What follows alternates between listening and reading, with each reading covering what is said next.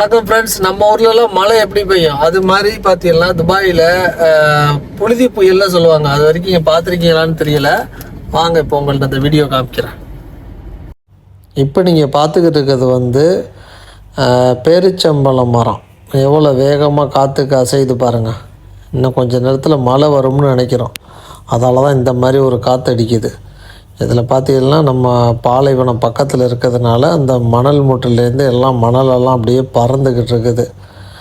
இங்கே மழை வர்றதே ரொம்ப ஆச்சரியமாக இருக்கும். இங்கே பாருங்கள் எப்படி பறக்குது. நம்ம மண்ணோட பார்க்குறதுக்கு ஒரு இதாக தான் இருக்குது, புதுமையாக இருக்கும். ஏன்னா இங்கே மழை வர்றதே வருஷத்துக்கு ஒரு டைம் 2 டைம் தான் வரும். நம்ம ஊர் மாதிரியெல்லாம் மாதக்கணக்கிலலாம் மழை பெய்யாது.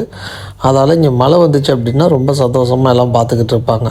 இந்த கிளைமேட் டோட்டலாக சேஞ்ச் ஆகிருக்குது.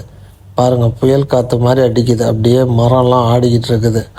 இதில் பார்க்குறதுக்கு ரொம்ப ஆச்சரியமாகவும் ஒரு புதுமையாகவும் இருக்குது. இந்த வீடியோ உங்களுக்கு பிடிச்சிருந்துச்சு அப்படின்னா மறக்காமல் லைக் பண்ணுங்கள், ஷேர் பண்ணுங்கள், சப்ஸ்கிரைப் பண்ணிடுங்க.